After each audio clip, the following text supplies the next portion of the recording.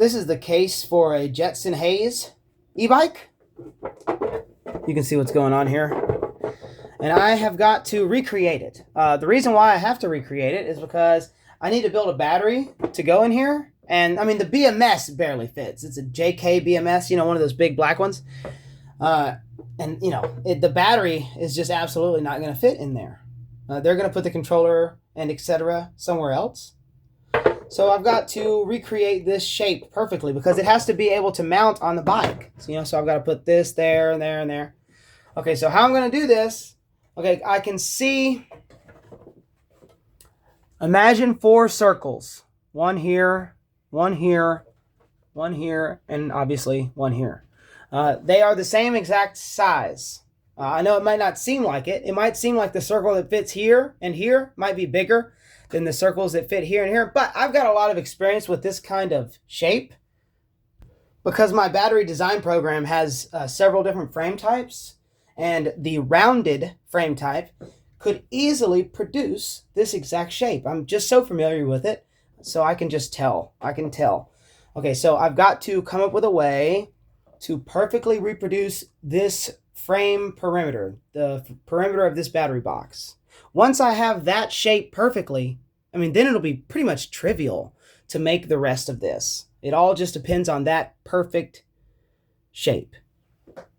So how am I going to do it? Okay, well, like I said, 4 equally sized circles fit in the corners of here. Okay, and I'm big on guess and check. Okay, I could do some measurement thing and with a caliper and some math or try to figure it out, but honestly, it'll just be quicker and easier if I just do guess and check. Okay, so I'm going to print several different discs.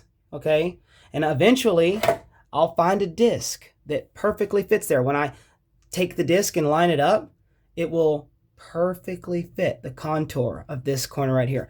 Once I have that, you know, I can verify that the same disc will fit there, there, and there. The disc is barely going to touch here and here. That's why it's so wide, and that's why it looks like it must be a larger disc to go there. But like I said, I'm really familiar with this type of shape, and I can tell that it's going to be the same disc right here with just this side touching, just that touching.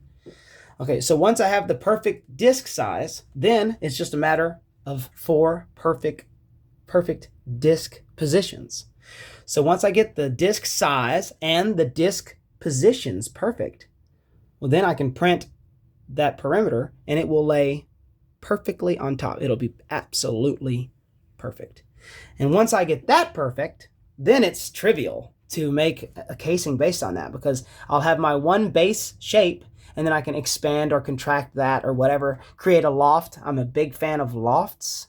It's a 3D modeling technique. So I'll be able to create a loft of that shape, you know, arching up and then expanding and then contracting and all of that. Because see, look, to make this contour right here, I'll do it with a loft.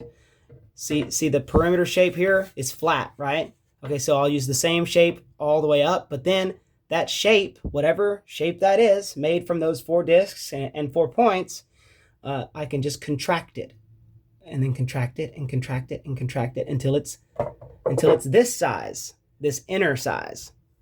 And I can smoothly transition from the main master shape to this smaller inside shape.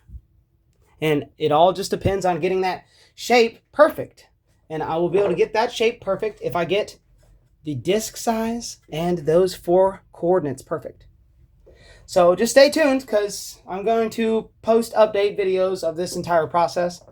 This is just the very beginning.